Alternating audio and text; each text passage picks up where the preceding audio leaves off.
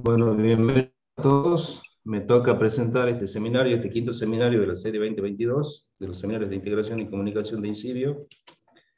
En esta oportunidad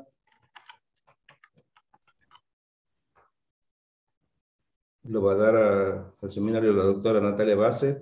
Ella es licenciada en biotecnología, tiene un doctorado en alimentos y orientación en ciencias, y un postdoctorado en la Universidad Nacional de Tucumán, además de docente en la Facultad de Bioquímica, Química y Farmacia.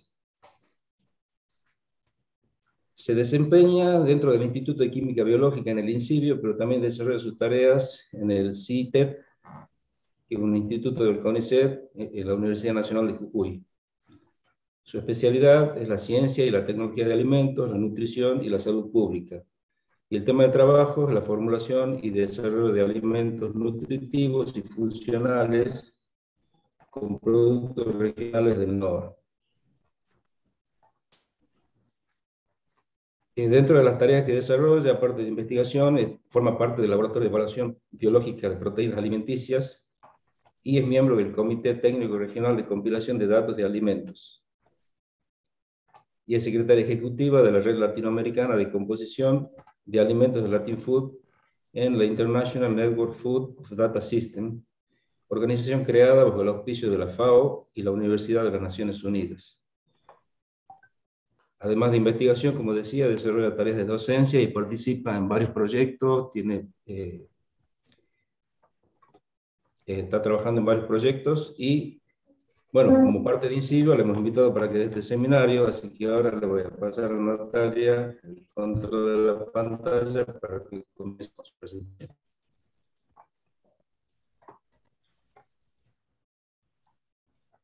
Ahí, Natalia, cuando quieras, vamos con lo tuyo.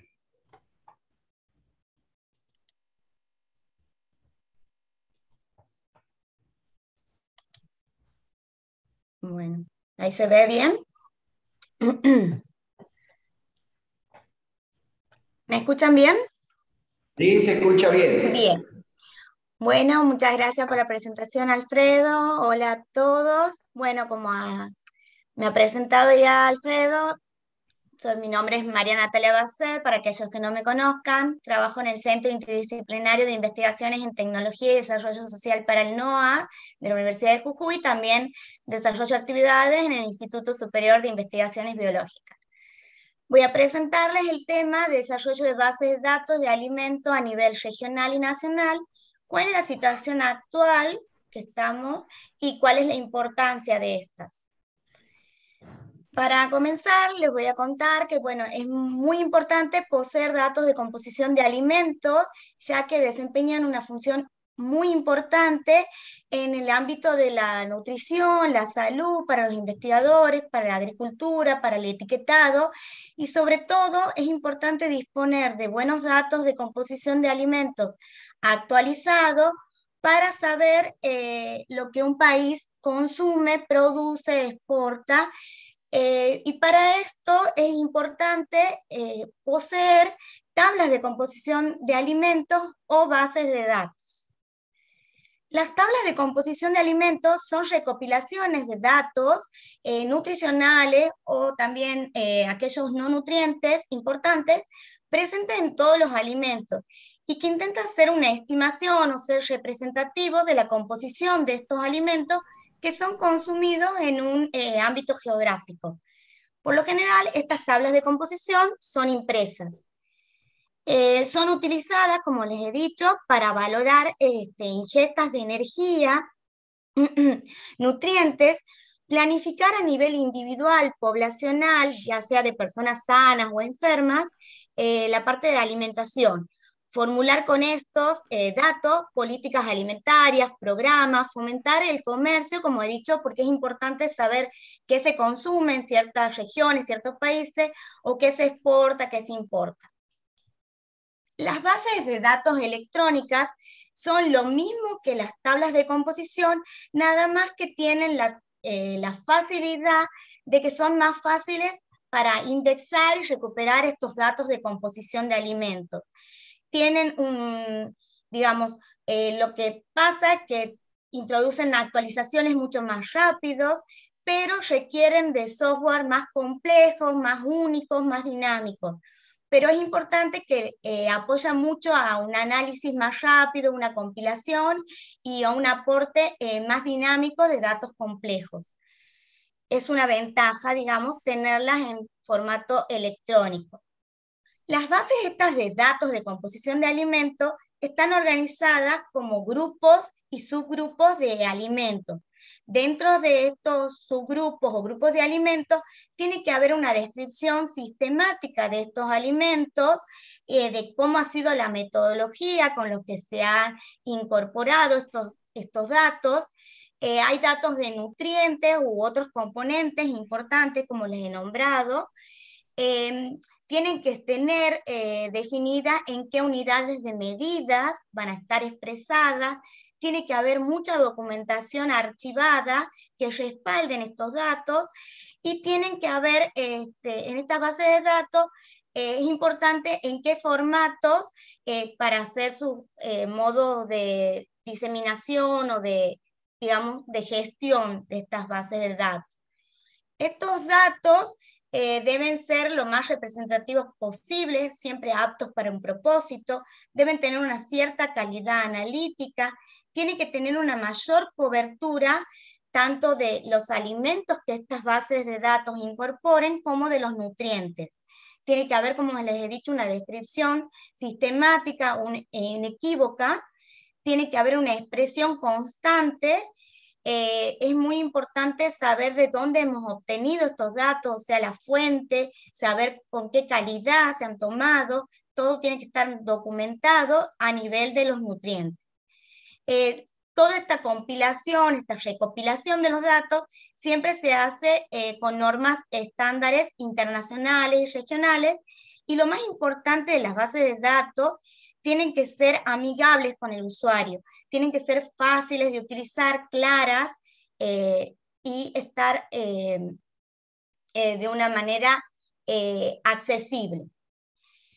Nosotros pertenecemos, como ha hecho la presentación Alfredo, a la red de composición de alimentos, donde la International Network Food Data System, o INFOOD, ha sido creada en 1983, que agrupa a 11 centros regionales, que pertenecen a Latinoamérica, Europa y Asia. Dentro de Latinoamérica, nosotros, se ha creado este centro regional un año después, en 1984, es un grupo de investigadores, de profesionales, académicos, todo, digamos, ad honorem. Los objetivos siempre han sido estimular y coordinar todo esfuerzo para mejorar esta calidad y disponibilidad de los datos sobre un contenido de nutrientes de todos los alimentos. Y siempre promueve estas guías, desarrollar estas guías o estos estándares con los que se va a hacer no solo la recopilación de los datos, la compilación, sino también la generación, el uso, el manejo y la difusión e intercambio entre los distintos centros. A su vez, nosotros pertenecemos a Latinoamérica, de LatinFood, que tenemos los mismos objetivos y a su vez capacitar a personas, promocionar estos liderazgos a nivel por país, nacional, por capítulo, y promover esta cooperación internacional para desarrollar bases de datos de nutrientes con respaldo científico. Dentro de ArgenFood, del capítulo, que también, como repito, somos un grupo pequeño de investigadores, tenemos que identificar cuáles son los nutrientes críticos, cuáles son los alimentos prioritarios que van a ingresar en estas bases de datos, evaluar la calidad, realizar unos planes de muestreo e implementarlos, analizar todos estos alimentos, validarlos y difundir los datos. Esas son nuestras principales metas, además de las que venimos nombrando de INFOOD y LatinFood.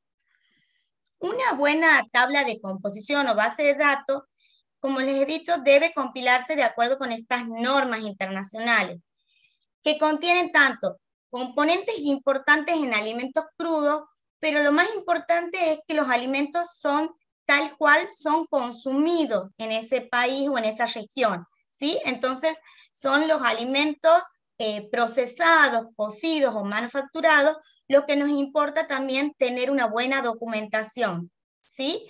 Es importante siempre tener de dónde han partido esos datos y el valor de cada nutriente. Debe estar disponible en formato impreso, lo cual dificulta mucho la actualización. Entonces lo más adecuado hoy por hoy es que se está trabajando con sistemas, ejemplo, Access, Excel o software más sofisticados. En el año 2019, en el marco del proyecto de Salud de Investiga con el Ministerio y en el INCIBio, se ha desarrollado una base de datos de compuestos fenólicos. Esta base de datos, de una manera fácil y accesible, brinda información sobre los compuestos individuales o totales fenólicos encontrados en los alimentos producidos en Argentina. Y actualmente se ha recopilado de distintos trabajos científicos, también de tesis, de reportes de laboratorio, entre otros. Se ha realizado una publicación en la revista de la Sociedad Argentina de Nutrición, en la actualización de nutrición, para difundir la gestión y el manejo de esta base. Pero aquí, a grandes rasgos, les voy a mostrar, ya que la misma se encuentra disponible en la página web del INCIBio. El software, uno inicia, entra, digamos, al enlace y se encuentra que en la mano derecha uno puede encontrar un breve manual de no más de una página donde indica qué es lo que contiene esta base de datos. El usuario, como usuario, puede ver hay alrededor de 80, 100 alimentos cargados en la misma con el contenido, ya sea de compuestos fenólicos totales o individuales, del contenido de compuestos fenólicos. Y a su vez, si a ustedes les interesa y poseen datos publicados o quieren que sus datos sean reproducidos, posee para loguearse como compiladores. Eso tenemos que dar acceso los distintos investigadores que estamos a cargo, encargados de actualizar la misma o ir renovándola cada 6 meses. Más o menos se va haciendo una verificación de los datos y se va actualizando la misma. Como les he dicho, esta base de datos, uno puede hacer una búsqueda por alimentos individual, o puede, en este caso, por ejemplo, hay registros de 15 o 16 tomates andinos, entonces puede hacer un promedio de esto, o inclusive hay también información de distintas harinas o distintos alimentos que uno quiera. Entonces este programita permite ya sea tomar el valor como el dato individual o hacer un promedio. Y uno lo puede exportar ya sea como PDF o puede imprimirlo. Continuando en los marcos de los proyectos y desarrollando ya una base de datos un poco más elaborada, el año pasado, en el marco del proyecto Balcer Food Cited, se ha desarrollado una base de datos que compile ya la composición completa de los alimentos de origen latinoamericano. Principalmente hemos hecho una recopilación de granos, semillas, tubérculos y algunos derivados. Esta está pronta a ser subida también en la página web del INCIBio, y más o menos les voy a contar a grandes rasgos cómo es lo que se ha realizado la metodología. Nosotros hemos formado un grupo interdisciplinario de trabajo de compiladores, hemos realizado una búsqueda exhaustiva de diferentes fuentes, por lo general son publicaciones científicas de impacto, reportes de laboratorio, informes técnicos, tesis, entre otras. Hemos obtenido un total de 100 publicaciones luego de hacer una exclusión primaria, en el cual la mayoría han sido excluidos o no han sido ingresados en esta base de datos por falta de un dato muy importante, que es la humedad, el contenido de agua. ¿Por qué es tan importante? Porque nosotros las bases de datos están siempre referidas a tal cual el alimento se consume. Después había otras causas de exclusión, el 30% fue porque no eran consumidos habitualmente, y había otras porque estaban incompletos. Los resultados, les muestro que las planillas de compilación son hojas Excel donde en una primera instancia se coloca en una primera hoja toda la descripción o los datos generales del alimento que se está compilando, y luego hay 8 hojas de trabajo. Los alimentos, como les reiteraba, son la mayoría granos, amaranto, quinoa, chía, porotos y maíz. Y en menor medida se ha encontrado sacha, inchi, cañigua, que son otros vegetales que ya les voy a mostrar. Otras semillas, otros granos. La mayoría de estas publicaciones ha sido en el periodo comprendido entre el 2010 y 12 y también entre el 2015 y 16. Luego baja un poco. También es importante, que es la segunda causa, digamos, de exclusión, por lo cual después nos quedan 100 publicaciones más o menos, es que cada sección tiene su evaluación de calidad de datos. Uno, de acuerdo a si contiene o no la información precisa, va poniendo calificación al dato, y de acuerdo a si obtiene un puntaje, se va a incluir o no.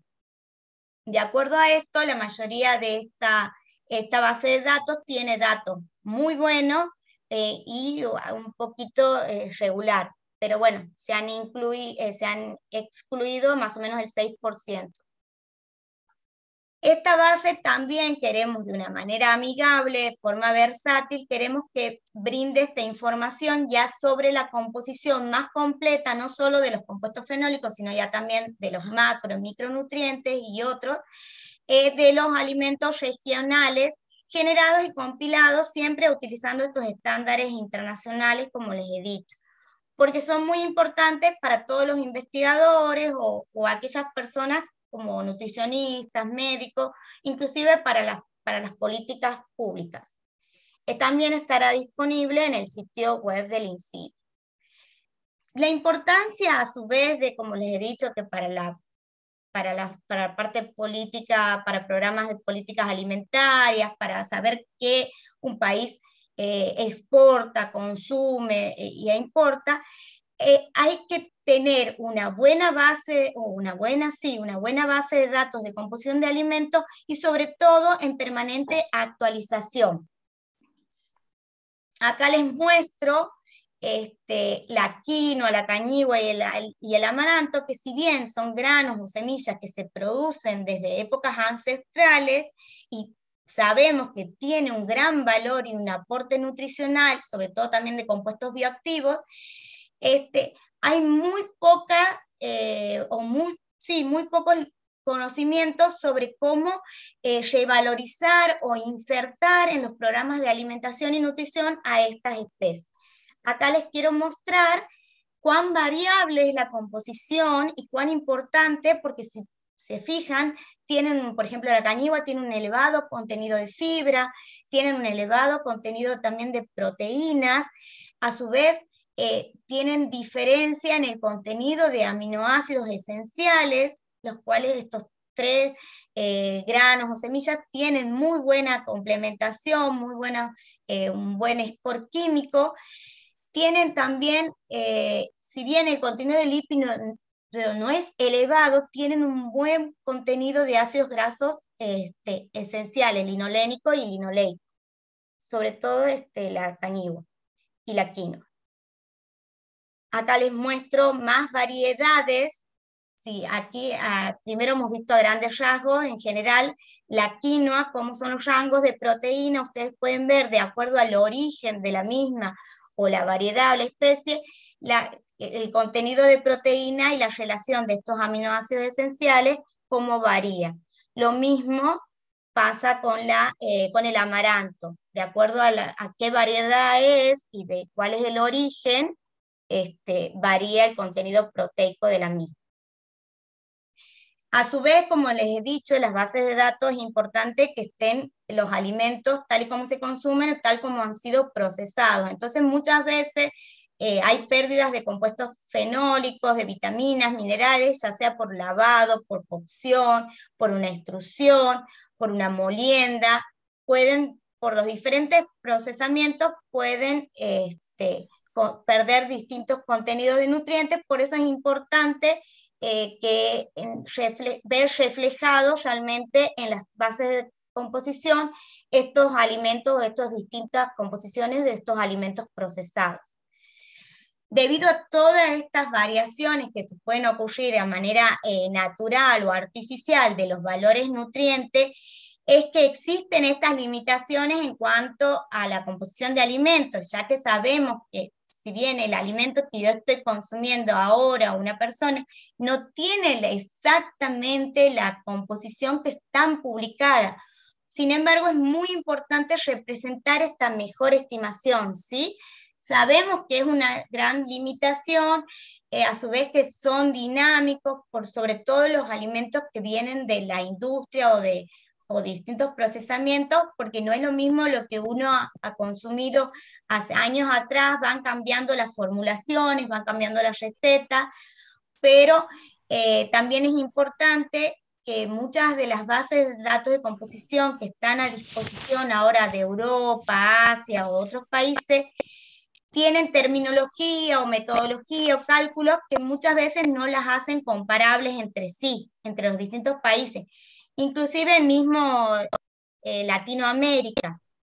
Y hay mucha carencia de datos específicos para los alimentos, como les he dicho. Hay mucho de datos crudos, no cocidos, pero falta mucho de alimentos manufacturados, procesados o recetas.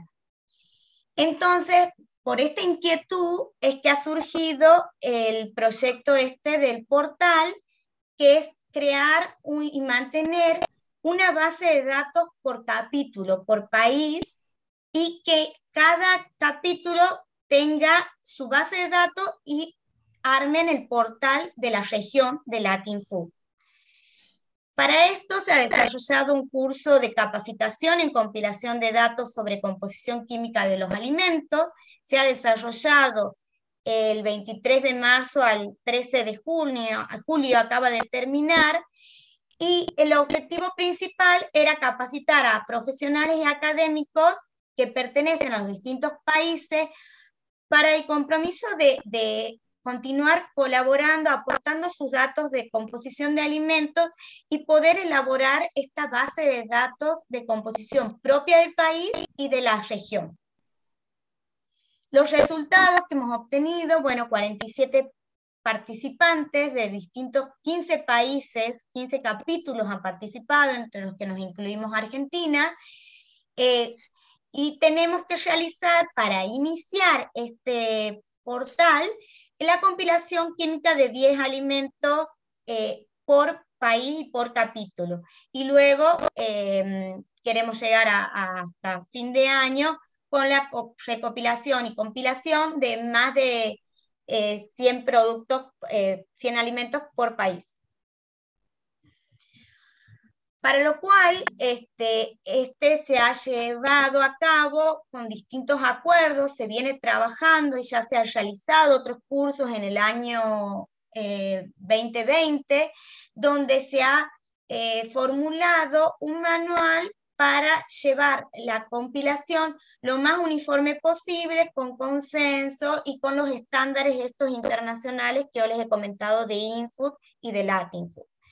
El manual tiene cómo hay que ir llenando el formulario, que son planillas Excel, son hojas, donde hay al igual que las planillas que les había mostrado al principio en las otras bases de datos, uno va registrando la información, los requisitos, digamos, mínimos y obligatorios.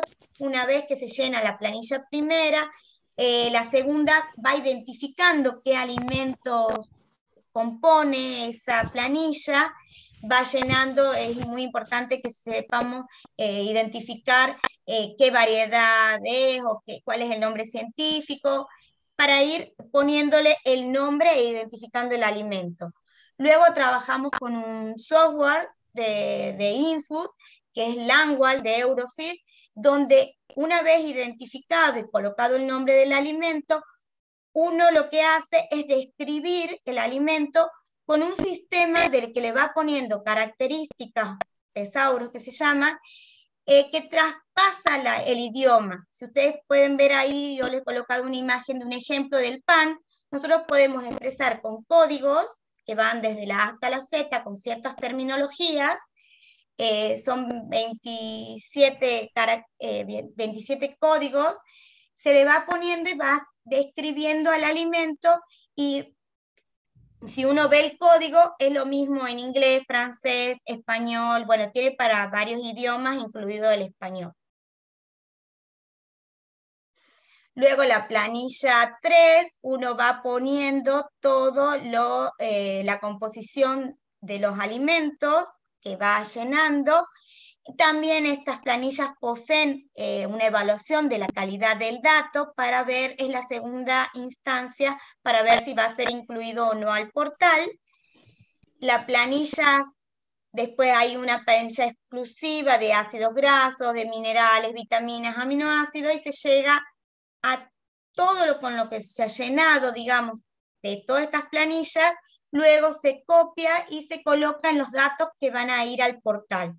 Realmente las planillas, las restantes, sirven para generar como el banco de datos donde uno va a tener toda la información y la calidad de ese dato, y cuando necesite los compiladores van a ir, pero el usuario en definitiva solo va a ver la composición de los datos de los alimentos que estén en esa base de datos.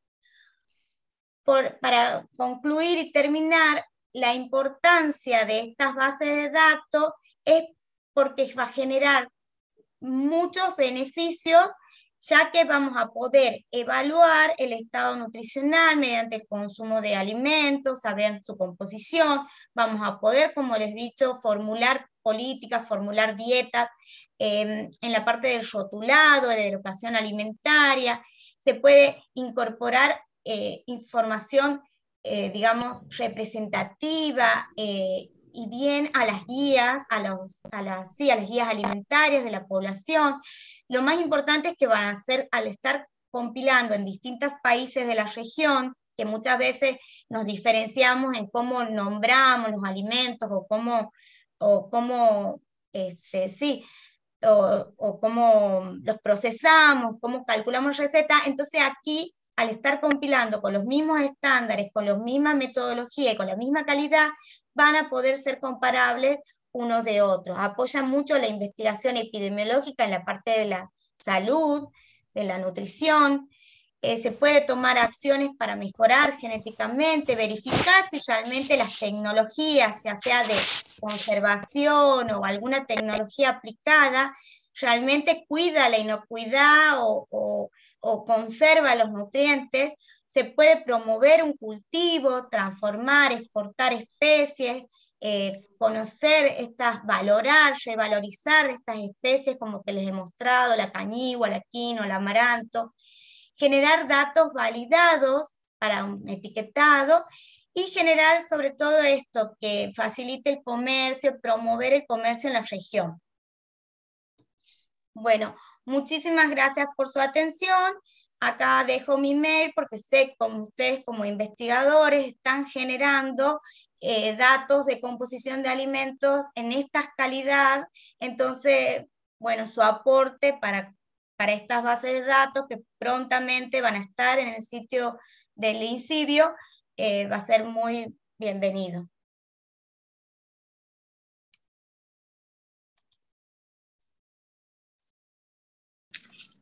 Muy bien, muchas gracias, Natalia. Ahora pasamos a algunas preguntas. No sé si alguien tiene alguna pregunta.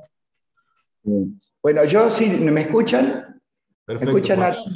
¿Sí? Bueno, primero que todo, felicitarte, y como director de INCIBio, agradecerles de que hayan participado al instituto en todo este tremendo trabajo, que tengo que reconocer que tiene muchos años, lo cual hay que agradecerles específicamente y especialmente a Norma Samán, que ella es la que inició todo esto, y con todas sus vinculaciones internacionales, y ustedes, porque esto está en manos de ustedes y sigue en ustedes, y esto no puede de ningún modo decaer. Así que bueno, todo el apoyo institucional que podamos darle y agradecerle y felicitarlos por el trabajo.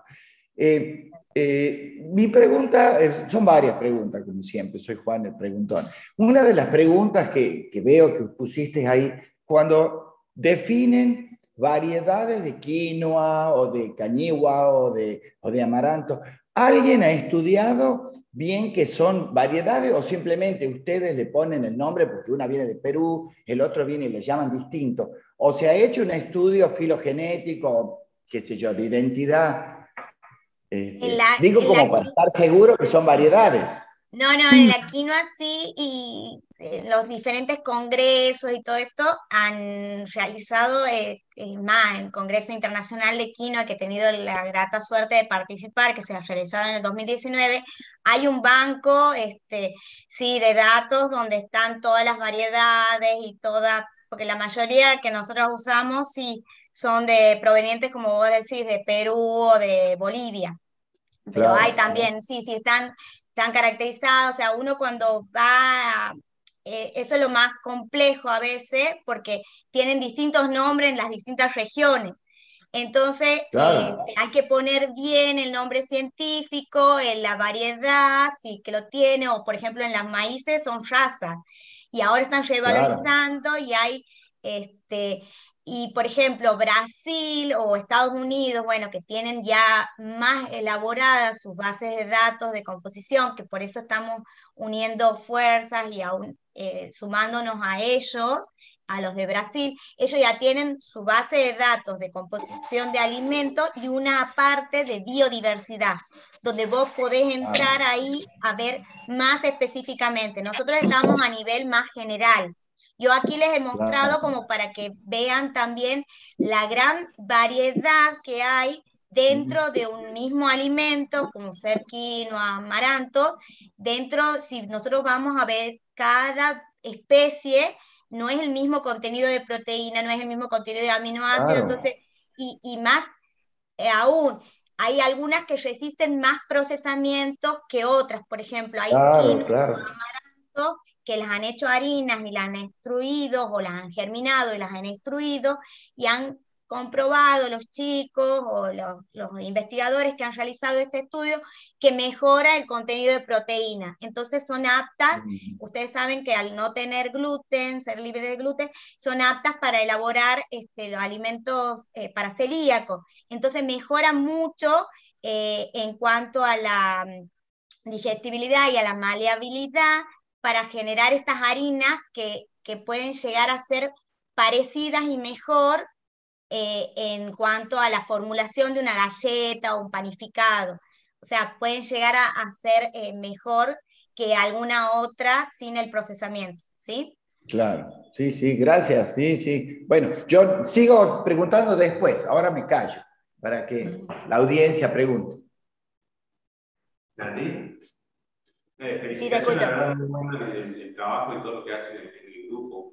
Sobre todo, digamos, para valorizar, digamos, todos estos, digamos, alimentos regionales que son muy desconocidos por ahí por la gran parte de la gente. Y bueno, entonces toda esta información realmente es bueno eso para valorizarlo. No sé si pueden mencionar un poco, digamos, las otras líneas que usted que hacen en el grupo, digamos, de ya, digamos, de qué es lo que hacen con esta información en cuanto a educación alimentaria. Bueno, y ustedes también hacen tema, mucha determinación de estudio de todo, de composición alimentaria de estos alimentos, ¿cierto? Vos decís, cuando tenemos esta información, ¿cómo la implementamos? ¿Cómo se la usa? Claro.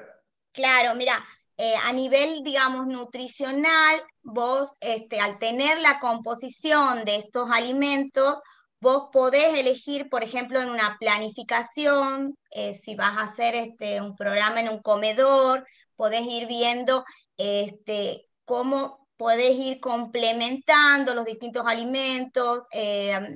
Vas haciendo, por ejemplo, políticas alimentarias, vas a ver si, por ejemplo, querés mejorar un cultivo, querés revalorizarla. Por ejemplo, en Jujuy están haciendo con el IPAF, que es el familiar, agricultura familiar, están haciendo la siembra de maíces, como les he dicho, para revalorizar aquellos maíces, esos azules, púrpuras, morados. Entonces uno después ve que con el maíz, por ejemplo, con la proteína de las legumbres, uno puede complementar y puede hacer un panificado, unas harinas, bueno, la famosa, ¿cómo se llama? Mazamorra. Entonces pueden complementar las proteínas y se puede dar en un menú diario en un colegio, por ejemplo. Vos vas viendo la composición de los distintos alimentos, como te decía, los chicos en la parte de investigación van analizando la composición química, por ejemplo, de las distintas alimentos con una metodología, por ejemplo, el extruido, si la han germinado, si primero hay que fermentar. Entonces vas viendo las distintas composiciones y vas elaborando las distintas formulación de algún alimento. También sirve para las guías. ¿Ha visto? Las famosas guías alimentarias se basan en el estudio, tienen que tener la estimación de los principales grupos de alimentos, que son los cereales, las verduras, las frutas, y a partir de ahí realizan las guías. Ahora que se viene el rotulado frontal, es muy importante saber la composición de los alimentos en cuanto a sodio, en cuanto a azúcares y en cuanto a grasas. Entonces te va a servir entrar en estas bases de datos, en estas tablas, y observar los distintos alimentos. Por eso nosotros también trabajamos en las bases grandes de datos como la de Estados Unidos. Están trabajando con las industrias, con los laboratorios de industria, porque es importante no solo para el rotulado nutricional, sino para que el consumidor sepa y a ellos mismos les da visibilidad y ellos van reformulando y van cambiando si tienen que cambiar o modificar. Por eso es muy importante que sean software o que estén informatizadas, porque es mucho más fácil si una industria, una empresa, un laboratorio o alguien que produce un alimento tiene que modificar sobre la marcha alguna formulación. Nos viene pasando desde hace muchos años que no es lo mismo el contenido de sodio, por ejemplo, que estaba antes de la ley de los panes, de la sopa, de los cárnicos embutidos. Antes del 2013 era impresionante la cantidad que ponían, y hoy por hoy hay una regulación, hay que controlar ciertos parámetros, ciertos rangos tienen que cumplir. Por eso es muy importante, o sea, tenés la verdad, podría estar horas, 1000 usos, digamos. Por eso tiene que ser amigable y obviamente el usuario tiene que conocer de datos de composición de alimentos para ver, lo va a buscar. Y las bases de datos tienen que ser lo más claras y sencillas posible para darle al usuario en qué unidades está, qué metodología han usado, si es adecuado, o sea, tiene que tener toda esa información a la vista y si uno requiere más información, mayor información, tenerla disponible. Yo quería hacer una pregunta, Nati. Bueno, te felicito por el seminario. Respecto a, bueno, porque ustedes ya las ponen a punto, están funcionando y van a ser publicadas. Entonces, me preguntaba yo si hay idea de difundirlas de una manera así como más generalizada, porque, bueno, entiendo que toda persona que está relacionada a los cursos, bueno, o a todo lo que es bueno, las redes de información y bueno, el ámbito académico, el ámbito científico puede estar como más atento, digamos, a estas cosas, y más que nada a toda la gente que está relacionada con el trabajo. Pero, ¿cómo esto puede llegar, por ejemplo, no sé, a actores que pueden colaborar con datos o que estarían interesados en usar esos datos y que quizás no están en el ámbito digamos? ¿De qué manera se puede, o pensaba yo recién mientras vos hablabas, de qué manera se podría difundir más exhaustivamente todos los datos que va a haber, o sea, que están ya y que se van a poner a disponibilidad a través de la página de INCIBio. Sí, esa es una re buena pregunta, Vivi, y la verdad que, a ver, nosotros, ¿cómo hacemos difusión? Así, en congresos, seminarios, jornadas, la mayoría es también tratando de publicar, tratando de, ahora hacemos capacitaciones, cursos, donde estamos incorporando nueva gente, porque también somos un grupo muy pequeño por país, cada país, y somos muy dispares en la región. Hay países que están mucho más avanzados que nosotros, como que les nombró recién Brasil, Costa Rica, en datos de composición de alimentos, pero hay otros países como El Salvador, Guatemala, Panamá, Perú, que sin embargo, el mismo Uruguay están más recién empapándose con esto. Como ha dicho el doctor Derriche, nosotros venimos de hace muchos años conociendo por la doctora Samá, y más que nada es así, difundir en congresos, jornadas, tratar de una vez que estén en las páginas web, tratamos de sacar en las páginas, las distintas páginas, participar mucho de los congresos en la parte de nutrición, en el ámbito de InFood, que hace todos los años, ya sea virtual o presencial, y es la manera, digamos, convocar más gente, invitar en todos los congresos. Sí, y bueno, un detalle que tal vez surge también de parte de yo soy cero uso de redes sociales y cosas, pero surge de todas las inquietudes que a veces los propios alumnos plantean. Ellos, bueno, Ana sabe por cómo venían presentando trabajo este último tiempo, están como la gente más joven y todo, están muy interesados en podcasts, bueno, en difusiones así, y hay muchas maneras, digamos, que pueden salirse un poco de lo que uno está como acostumbrado más a estricto y académico, porque en el sentido de que, o sea, entiendo que no cualquiera puede cargar datos en una base de datos de la semejante importancia que tiene, porque si cualquiera carga, puede cargar cualquier cosa, sí, con el filtro que tenga que tener y todo lo demás, pero que pueda tener una llegada hacia el grupo o hacia las personas que sí tienen el criterio para definir cuáles son los datos que se puedan poner, porque así claro, puede crecer enormemente la información, y también puede llegar a muchas más personas. Sí, sí, justo ahora Uruguay incorporado en la red de Latin Food, está empezando a incorporarnos Twitter, Instagram, Facebook, o sea, estamos ahí porque realmente es una camada que estamos como recién también reflotando. Latin Food era más pequeño, y ahora la gente nueva, como vos decís, está lindo porque empiezan a difundir. Bueno, en la virtualidad nos ha servido. Antes no nos reuníamos tanto, y gracias a la virtualidad ahora son reuniones mensuales. Hay muchos cursos, muchas jornadas con la bimodalidad, entonces eso está ayudando a que todo este proyecto se reflote, y si Dios quiere, en unos meses salga y esté allí en la página web. Y también el estar en el instituto, en el INCIBio, nos va a servir para visibilizar a todos, tanto a la red como al portal, como a la región.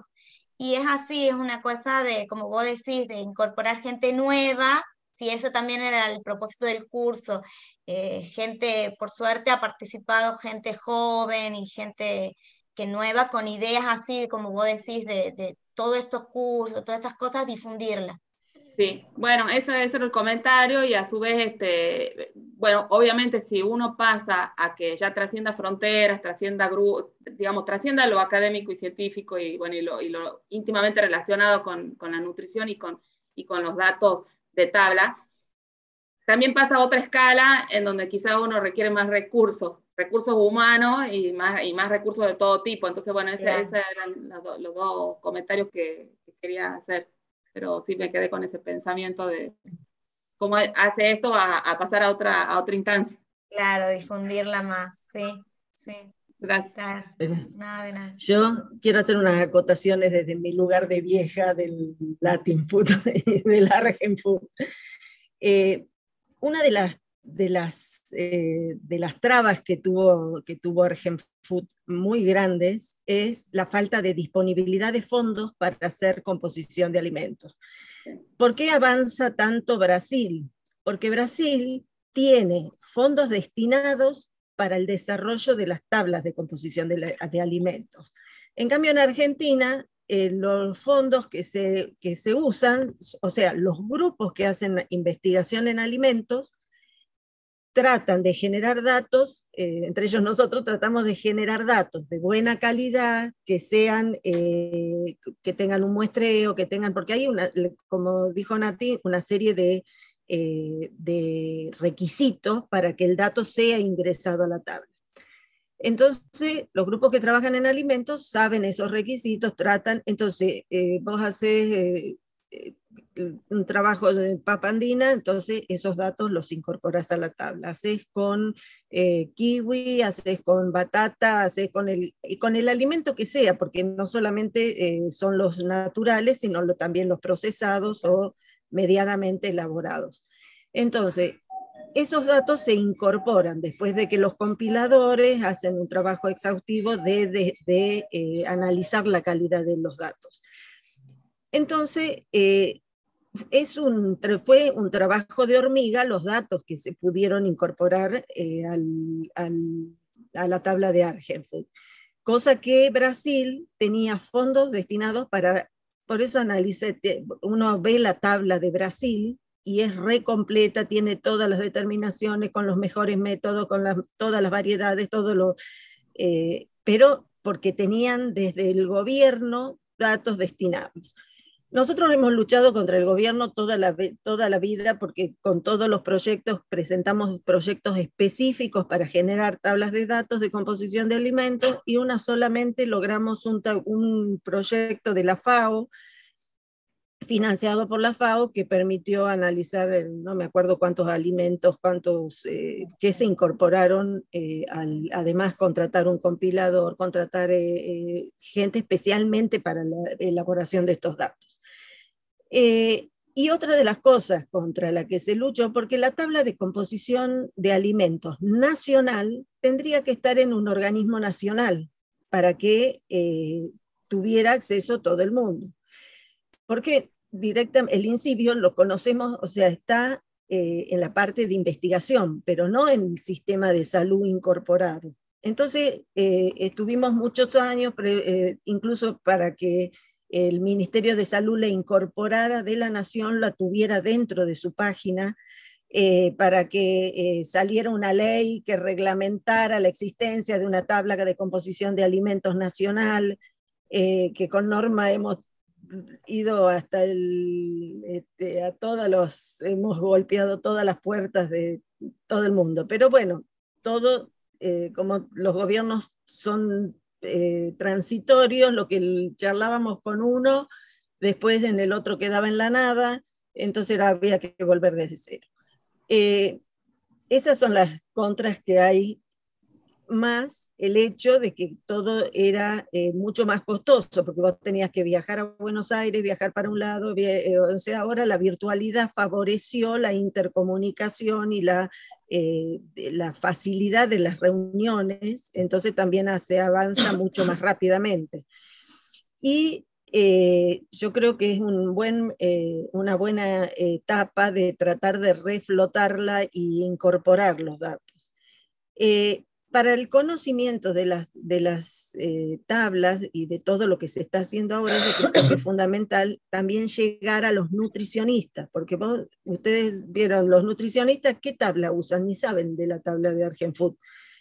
Utilizan las tablas internacionales, las de Estados Unidos, los programas que vienen con el cálculo, y justamente eso es lo que uno tiene que combatir, que se usen tablas de extranjeras para determinar las necesidades nutricionales o formulación de dieta en nuestro país. Cada uno tiene que usar la tabla regional o la tabla de las... ¿Por qué? La composición de alimentos es diferente. Es diferente, o sea, el valor macro es aproximado, pero cuando justamente tenés que hacer una dieta de una persona que tiene una deficiencia proteica, una deficiencia energética, y eso está asociado a una enfermedad, es mucho más importante tener una composición de alimentos mucho más exacta. Porque a nosotros en general, viste, que tengas un poco más de proteína, un poco menos de proteína, de acuerdo a la tabla, no te produce ningún efecto ningún efecto en la salud, pero hay ciertas personas que sí es importante que tenga acotado. Entonces no es lo mismo, viste, la papa que comen en Estados Unidos, en California, que la que se come acá en Argentina, desde la variedad y de todo.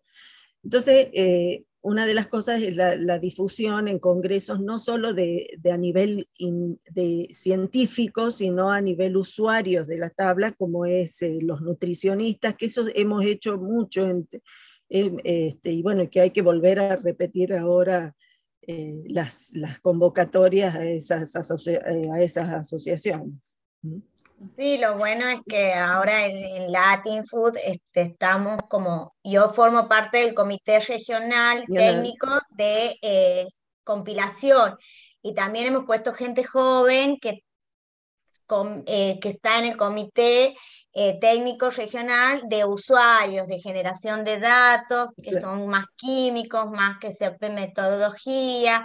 Después está también un comité específico para lo de las páginas web, para difundir este mensaje, y como te decía, son la mayoría de las chicas nutricionistas, todas que están trabajando ahora con Instagram, con Twitter, con Facebook, o sea, bueno, que eso es fundamental, claro. Está claro, es una manera también de ir como así, generando diferentes grupos donde que nos vamos moviendo paralelamente, porque paralelamente ahora está por ser otro curso de metodología, y que muchas veces también se requiere saber mucho para la compilación, se requiere saber mucha química, mucha biología, mucha química biológica. Entonces no cualquiera, como decía Viviana, puede compilar, y tampoco no cualquiera va a ser usuario, porque va a depender de cuál es lo que vos necesitas, cuál es tu aporte que va a hacer, porque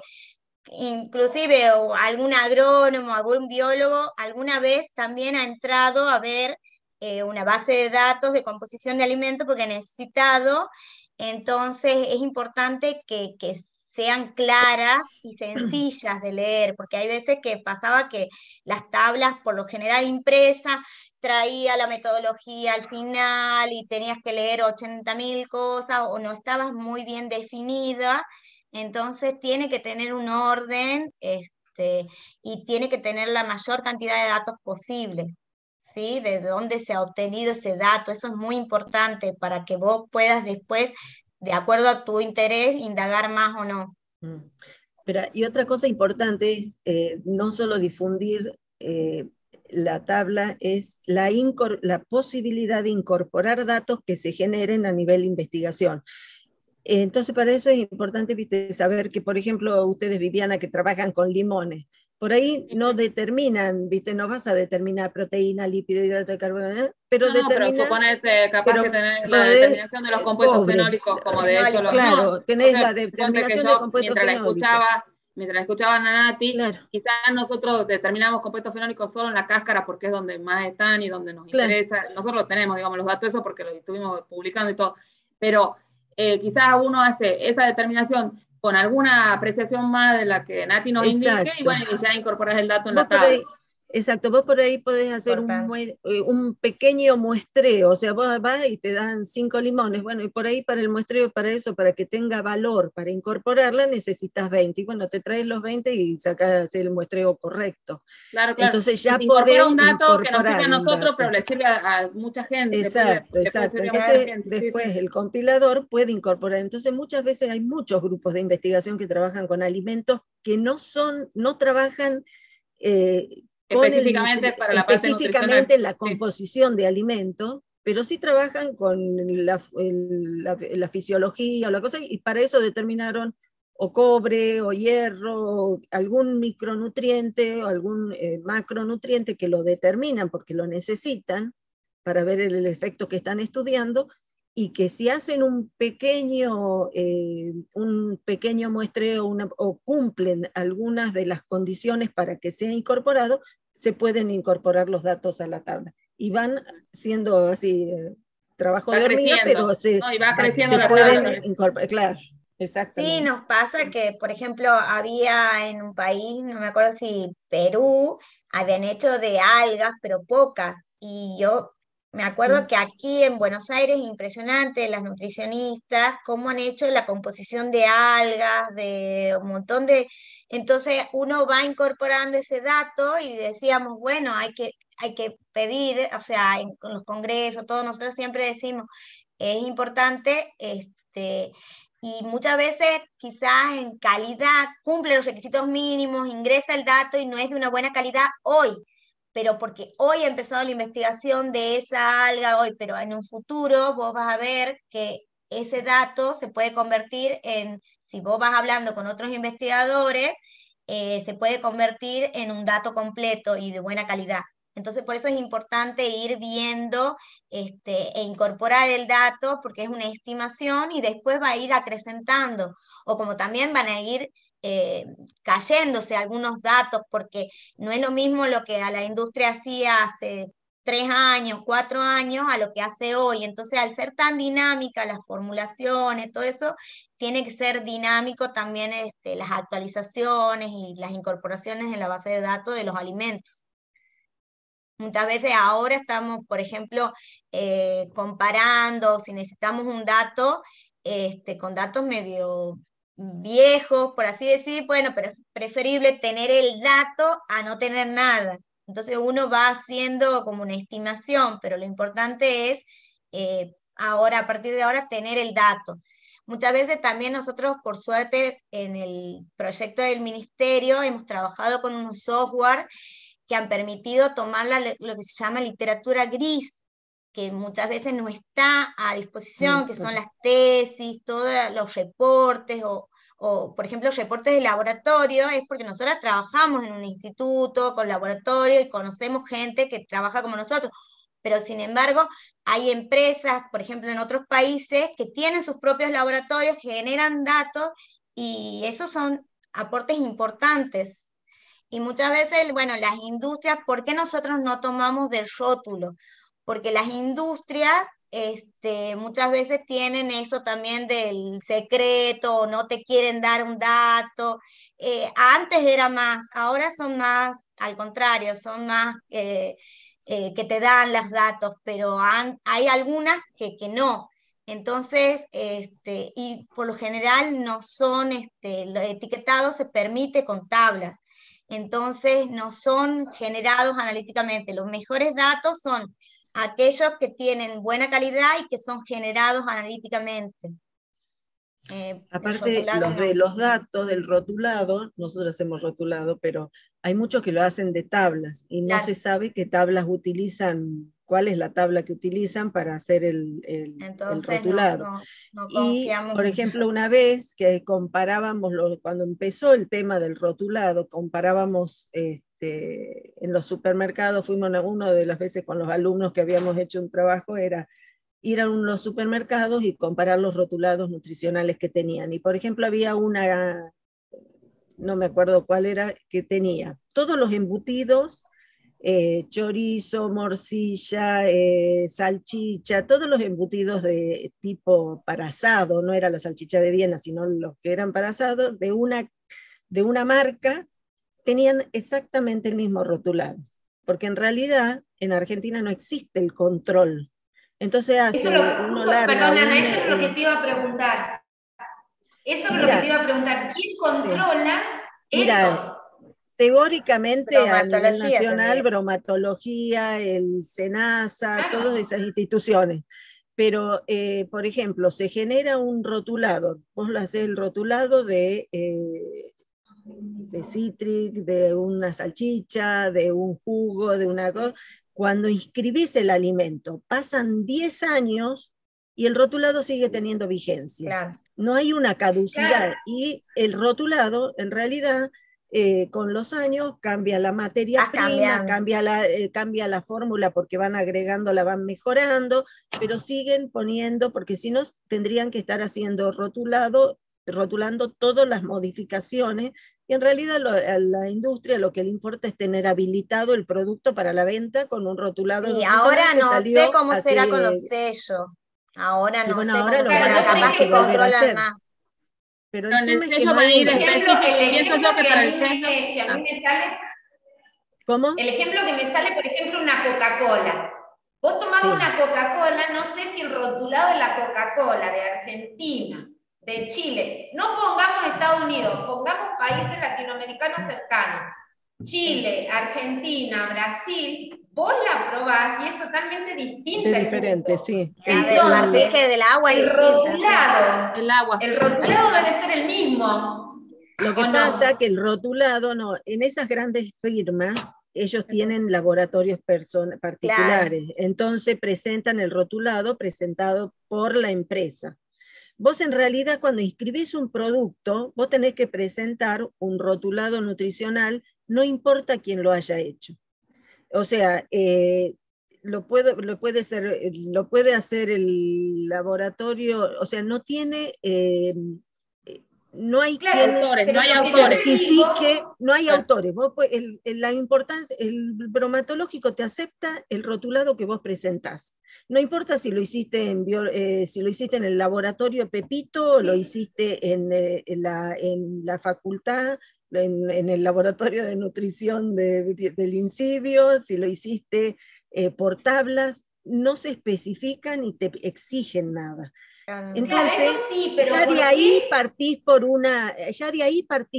de Lo un que pasa error. es que, Moni, en algunos países, yo sé que Chile y Uruguay son más estrictos en el Claro, etiquetado, nosotros acá pero también no usamos, no, todos hemos llegado al mismo Claro, porque consenso.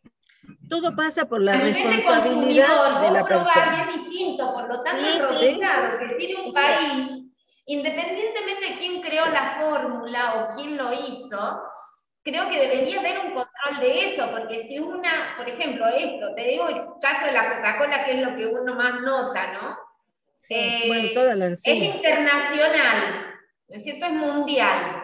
Entonces, ¿cómo varía tanto?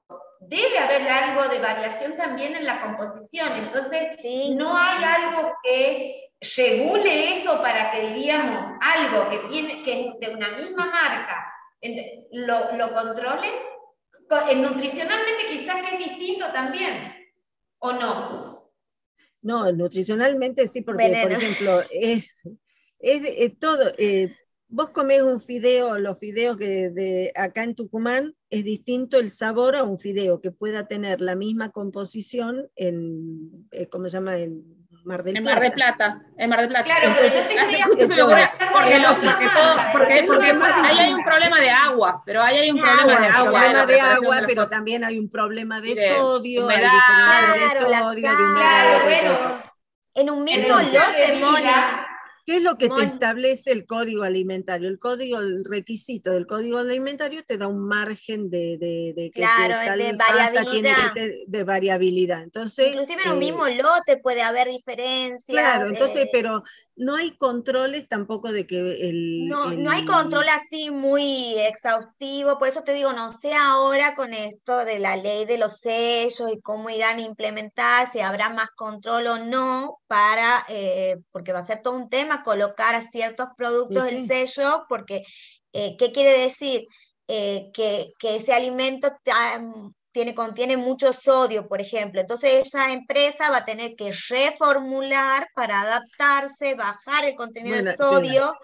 Ha Espera, pasado con los panes, ha pasado en Nati, un año que nosotros hemos hecho, ¿te acordás? El muestreo, todo, y el contenido de sodio en los panes era re diferente, porque habían panaderías que le ponían un montón y había otras que no, y como que no había una ley. Hoy por hoy ya las panaderías por lo menos se cuidan de que, y es una cuestión por salud, más que nada, ¿visto? espérate, Nati, para los que no, porque nosotros estamos la Vivi, vos, yo, Algo hemos leído. y Fer, viste que están en como se llama, el tema de nutrición, del rotulado. Hasta ahora había una ley que lo obligaba el rotulado nutricional, que había que informar nada más que los macronutrientes, el aporte energético, proteínas, lípidos, hidrato de carbono, proteínas, lípidos, hidratos de carbono, la cantidad de ácidos grasos, la composición de ácidos grasos, el sodio y el valor energético. Ahora sale otra ley que obliga a poner los rótulos frontales. ¿Qué significa? Que son rótulos negros cuando tienen, de acuerdo al color, de acuerdo a la cantidad de nutriente malnutriente, o sea, de cantidad de nutriente nocivo que puede tener asociado un problema de salud, como es el sodio, como es las grasas, como son los azúcares refinados. Entonces, bueno, hay todo un tema con eso, porque de golpe vas a comprar una galletita y que dice un rótulo negro que dice alto contenido de sodio, alto contenido de hidrato de carbono, y bueno, entonces después de mucho tiempo y mucha pelea, sí se aprobó, pero en contra de las industrias, porque van a tener que en sus rótulos poner lo malo que tiene el alimento. Entonces no les gusta. Pero todo eso va a tener que sí o sí salir. Entonces ahora empieza toda la parte de tienen que volver a presentar, sumado, que yo no sé cómo van a hacer. Digo una mini palabra por ahí, sumado a que todos esos alimentos son en general los que consumen los niños, porque son todos los alimentos que son como malas palabras, pero que en realidad son buenas palabras, y que todos tenían dibujitos, propaganda, para los chicos, todo eso es lo que se tiene que modificar. Entonces, por eso que a pesar de que se aprobó la ley y que hace como nadie la pasa, nadie la está aprobada, no la reglamentan y no se puede. Hay muchas, o sea, si ustedes leen diarios de hace 2, 3 años, o sea, tienen años de discusión, últimos años, a pesar de que esto es algo que viene de larga data y que en muchos países ya se puso a funcionar, estos últimos 2 o 3 años, aprueba una parte, no aprueba la otra parte, los senadores, los diputados discuten todas las provincias y parece que fuera que se va a acabar el mundo por las etiquetas, pero en realidad lo único que se va a decir al consumidor que está por comer informar algo que no está tan bueno. Vos no vas a dejar de poner, claro, es informarte, es notificarte. Claro, es poner más visual. O sea, en realidad lo que se va a hacer ahora es poner en forma más visual y más gráfica lo malo que tiene el alimento, que ya estaba declarado, porque ya estaba declarado en el rotulado nutricional que tenía, pero que nadie lo veía, la mayoría nadie lee. A eso les iba a preguntar. A ver, nosotros, obviamente que nosotros estamos en el tema, lo escuchamos a ustedes, podemos controlar el rotulado, a veces lo hacemos, pero la población general, el resto, no nosotros que más o menos tenemos, ni siquiera lo lee, ¿verdad? No. Bueno, esto justamente hay campañas. Bueno, este nuevo rotulado. A la población. Sí. Mira, hay mucha teoría. La población en general, que antes que consuma un producto. Claro. Esto es más fácil de ver porque te va a decir tres, cuatro cosas, entonces vos vas a ver, lo que se serían los rotulados de estos negros son advertencias. Entonces vos vas a tener una advertencia de decir, cuidado, vas a agarrar esto y va a tener mucha sal, mucho azúcar, que no está tan bueno para tu salud. Mi pregunta con respecto al rótulo. No, sí hay. Hay etiquetado. Te contesto una cosa. Las nuevas generaciones, y lo vemos todos los que tenemos hijos adolescentes o hijos en edad adulta temprana, tienen un concepto que lo fueron aprendiendo y también lo aprenden de las redes. Por eso es que también es tan importante que llegue a las redes. Y todos los chicos, muchos de los chicos que están informados, lo vemos nosotros en nuestras casas, no te consumen esto, no te consumen lo otro, y por ejemplo, voy a poner un ejemplo cualquiera. El yogur que ustedes etiquetaron dice colaboración, Insibio, no sé cuál. O sea, el yogur dice porque quiere que llegue a un público que va a leer, que es un organismo de CONICET, le puso un dato. Es justamente todo lo contrario de lo que puede pasar en una industria más grande. Entonces, los chicos capaz que te consumen el yogur Calimera, pero no te haciendo propaganda del yogur. No, pero los chicos te consumen el yogur, pero en el súper no lo agarran. Lo veo yo en mi casa, digamos. O sea, no te quieren agarrar el yogur. Y los chicos no tienen información nutricional formal, pero entienden de lo que leen, de lo que ven. Claro, de hay lo que ven en las hacer redes. más, sí, hay que hacer más educación alimentaria, pero gracias a Dios las nuevas generaciones están más ávidos de preguntar, son más, sí, son mejores consumidores, digamos. Perdón, yo quiero acotar algo. Pues. Quiero acotar algo. Nosotras sí hacemos difusión, cada vez que hay expo, cada vez que hay Educatec, nosotras participamos y explicamos lo que es rotulado, cómo se lee, si hacemos difusión desde nuestras posibilidades, digamos, sí lo hacemos. Está muy bien. No, mira, sí hay difusión y a nivel gobierno también hay difusión, se lucha porque la obesidad es una de las enfermedades más graves. Sobrepeso y obesidad. El sobrepeso y obesidad. Que nosotros cuando trabajamos en las escuelas, que hemos hecho varios trabajos y estamos ahora con varios proyectos, en las escuelas nos llamaba la atención, una de las cosas que nos llamó más la atención en las últimas determinaciones que hicimos, es que había más sobrepeso y obesidad que desnutrición en las escuelas.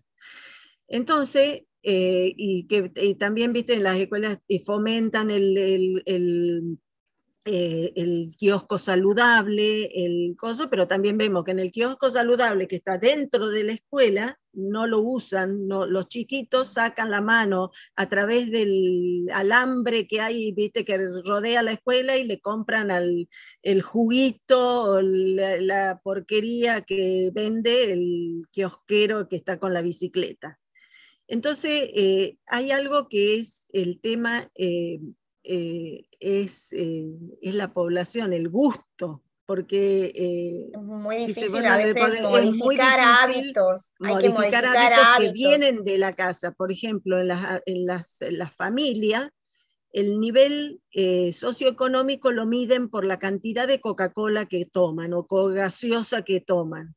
Entonces, es mala palabra tomar agua. Entonces es mala palabra tomar un jugo natural, porque a pesar de que es más barato por ahí que tomen agua y que no tomen una gaseosa, vos fíjate, toman gaseosa, porque se miden de acuerdo al poder, al poder adquisitivo, se miden socioculturalmente entre esas familias, viste, que si toman agua son más pudientes. Lo mismo que uno ve, fíjense, cuando vayan por la calle, hagan una estadística que yo siempre mido, siempre les decimos a los chicos, ustedes caminen y cuenten 20 personas o 10 personas o así un número de personas que vayan caminando. Y fíjense cuántas son gordas y cuántas, no es que son, porque está el mal concepto de la gordura con la buena nutrición. ¿Cuántas personas son gordas? Y van a ver que hay de 10, 6 son con sobrepeso y son personas con sobrepeso y no es que estén bien nutridas, justamente porque están llenas de azúcares refinados y de harina. Entonces, viste, uno por ahí dice, ay, esta fulana están, que vienen a decir que son desnutridos, están re bien alimentados, y están, al contrario, están re mal alimentados. Entonces, se sabe que la obesidad y el sobrepeso trae deficiencias de nutrientes. Claro, entonces hay sí hay campañas a nivel nacional, pero bueno, está el tema del precio, porque hacer una dieta sana es mucho más costoso que comer harina y pan. Entonces, todo es y toda eso una cosa pasa por la educación en la alimentación. Claro, es importante educación alimentaria. Lo que pasa es que muchas veces la educación alimentaria, cuando llega al bolsillo, está el tema del bolsillo. Entonces, viste, es muy lindo, pero también son muy ricas y son muy buenas las nueces, pero ¿quién come las nueces? No las come entonces, tal cual. Hay toda una lucha, hay toda qué sé yo, toda una lucha que es muy difícil hacerla. Nosotros, yo creo, por ejemplo, y aparte te saben toda la teoría, en las escuelas nos ha pasado y le decíamos, ¿qué comieron? Y te recitan todo lo que comen, todo lo bueno que tienen que comer, pero de ahí a que sea real, viste, muchas veces, viste, cuando te empiezan a decir... Complejo, o sea, claro, digamos, esos ámbitos para mí es todo mucho hábitos alimentarios, costumbre, porque si podés comer saludable, con la misma dinero que gastás para comer no saludable, pero es una cuestión de que no vas a poder cambiar muchas partes, sociedades o lugares o comunidades si no abordás el tema desde distintos ámbitos, no solo nutricionalmente, por salud, sino también socialmente y psicológicamente. O sea, vos tenés que hacer un abordaje interdisciplinario para tratar de cambiar o implementar ciertas políticas, cierta educación alimentaria, y sobre todo de los más chicos. Es importante porque es impresionante cómo los más chicos son como esponja y son el futuro, digamos, van a ser adultos y van a tener mejor longevidad que nosotros y salud que nosotros. Entonces hay que hacer un abordaje más bien interdisciplinario, más integral, sí. Bueno, chicos, vayamos terminando porque tenemos que entregar la sala. Muchas gracias, Natalia, por el seminario, y gracias a todos por la participación. Así que de esta manera ya terminamos con el seminario. Un abrazo a todos y muchísimas gracias por participar. Gracias, Natalia. Gracias. Bueno. Chao, chao, chao. Chao.